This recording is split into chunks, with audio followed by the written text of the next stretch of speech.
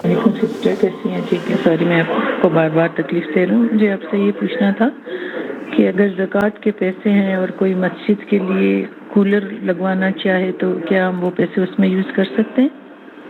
یہ ذرا مجھے بتائیے گا پلیز. Thank you. نحمدہ و نصلی علی رسولہ الکریم، اما بعد. زکوٰۃ کے بارے میں یہ اکثر سوال آتا ہے، اور کل فضیلت الشیخ رضا اللہ عبد الکریم مدنی بڑے عالم دین ہیں ہندوستان میں، ان سے بھی گفتگو ہو رہی تھی، تو انہوں نے مجھ سے کہا کہ جو شیخ عبدالعزیز بن باز کا فتویٰ آپ نقل کرتے ہیں وہ مجھے بھیجے، تاکہ میں اس پر ایک کتاب لکھنا چاہتا ہوں. وہ اپنی کتاب میں اس کو درج کرنا چاہتے ہیں، کیونکہ ہندوستان میں خاص طور پر یا ان ممالک میں جہاں پر مسلم اقلیت ہے، ہم لوگ کم ہیں، اور ہماری مساجد نہیں ہیں، ہمارے مدارس نہیں ہیں، اور بلکہ مساجد اور مدارس میں بھی پابندیاں ہیں. مدارس اور مساجد میں بھی، اور بہت سے ایسے ممالک ہیں جہاں پر دکھنے کو تو مسلمان نظر آتے ہیں، لیکن وہاں صرف اور صرف نام کے مسلمان ہیں، شرک و بدعات میں ملوث ہیں. ایسی صورت میں موحدین کی وہ تنظیمیں جو قرآن و سنت کی نشر و اشاعت کے لیے جد و جہد کر رہی ہیں، وہ مدارس یا وہ مساجد جو قرآن و سنت کو کی شمع روشن کر رہے ہیں، یا ہمارے بچوں کی تربیت اور تعلیم انہیں مدارس کے ذریعے دے رہے ہیں، ایسے مساجد میں، ایسے مدارس میں کیا زکوٰۃ کی رقم دی جا سکتی ہے، جیسے بہن جاننا چاہ رہی ہے. تو یہی سوال پوچھا جا رہا ہے مفتی مملکت سعودی عرب سے. في بناء المدارس ودور القرآن والمساجد. یہاں کیا ایسے اداروں میں زکوٰۃ دی جا سکتی ہے؟ مفتی اظہر جو مصر کے بڑے مفتی ہیں، ان کا موقف یہ ہے کہ ہاں دی جا سکتی ہے، کوئی حرج نہیں ہے. جمہور اہل علم کا موقف یہ ہے، شیخ بن باز یہ کہہ رہے ہیں کہ اس میں زکوٰۃ کے مصرف میں چونکہ اللہ تعالیٰ نے یہ شامل نہیں کیا ہے، مساجد کو انکلوڈ نہیں کیا ہے، اس لیے جمہور علماء کا موقف یہ ہے کہ زکوٰۃ کے مصارف میں یہ نہیں ہے. وہاں مساجد میں اور جو عام جو تصرف المدارس اور مساجد میں علماء کا موقف یہ ہے کہ زکوٰۃ نہیں دی جائے، کیونکہ یہ ان 8 شق یا 8 جن اصناف کا تذکرہ اللہ رب العالمین نے فرمایا ہے، اس میں مساجد کا تذکرہ نہیں ہے، اور فی سبیل اللہ میں بھی ان کو شمار نہیں کرتے، کیونکہ اکثر لوگ یہ کہتے ہیں کہ فی سبیل اللہ سے مراد جہاد ہے. جہاد تو وہ یہ سمجھتے ہیں کہ فی سبیل اللہ سے مراد جہاد ہے. عام علماء اس بات کے قائل ہیں.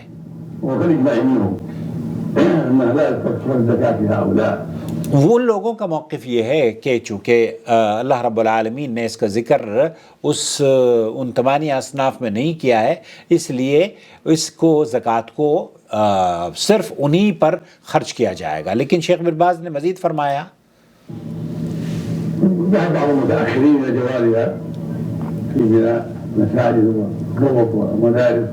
یہاں متاخرین میں سے بہت سے اہل علم نے اس بات کی اجازت دی ہے کہ مساجد اور روڈز اور مدارس یا جو لوگوں کو نفع دینے کے کام ہیں،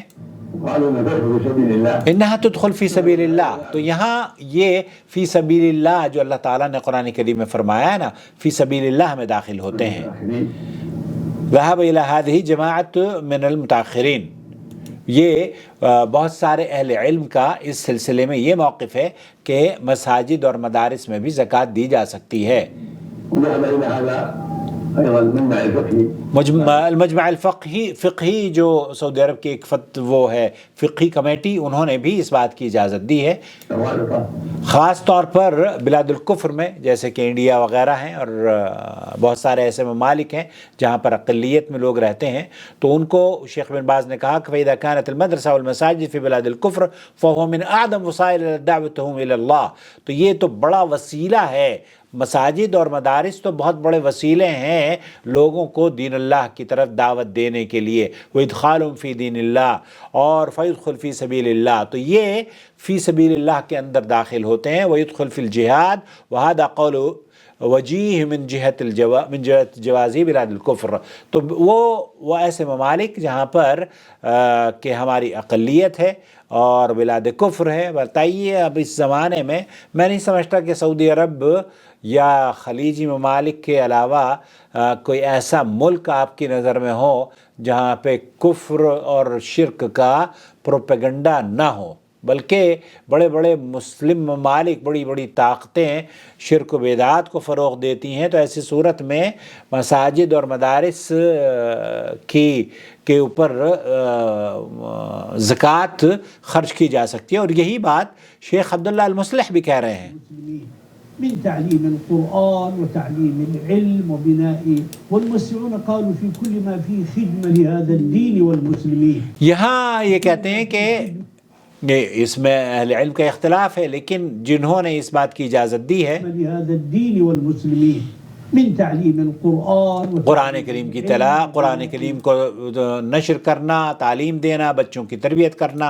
دور الجامعات اسی طریقے سے جامعات ہیں، مدارس ہیں، والمدارس، ومنها المساجد. ومنها المساجد، اس میں مساجد بھی ہیں. أنا أرى بأن بناء المساجد، أنا مع القائلين کہ میں شیخ عبداللہ المصلح یہ کہہ رہے ہیں کہ میں مع القائلین، میں ان لوگوں کے سے اتفاق رکھتا ہوں جو مساجد اور مدارس میں زکوٰۃ کے پیسے کو دینے کو جائز سمجھتے ہیں. بناء المساجد يجوز أن تدفع فيه الزكاة. ان تدفع فيه الزکاة. تو شیخ عبداللہ المصلح بھی یہ کہہ رہے ہیں کہ زکوٰۃ کے پیسے مساجد اور مدارس میں دیے جا سکتے ہیں.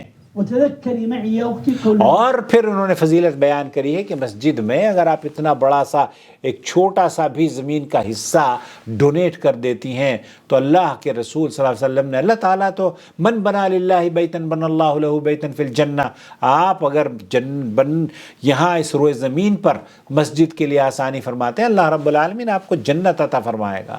تو یہ بہت بڑی خیر کی بات ہے، خاص طور پر ہمارے ملکوں میں اللہ رب العالمین حفاظت فرمائے مسلمانوں کی. اور یہ اسلام کے قلعے ہیں، مساجد اور مدارس اسلام کے قلعے ہیں، ان کی حفاظت کیجیے. اور مساجد اور مدارس میں زکوٰۃ دی جا سکتی ہے، جبکہ شیخ عبدالعزیز بن باز کا بھی موقف یہی ہے اور شیخ عبداللہ المصلح بھی یہی موقف ہے، اور مصر کے کئی علماء ہیں ان کا بھی یہی موقف ہے کہ زکوٰۃ کی رقم کو جب ضرورت ہو تو مساجد میں دیا جا سکتا ہے. واللہ اعلم، وصلی اللہ علی نبینا محمد وعلی آلہ وصحبہ اجمعین. والسلام علیکم ورحمۃ اللہ وبرکاتہ. شهر رمضان الذي أنزل فيه القرآن هدى للناس وبينات من الهدى والفرقان.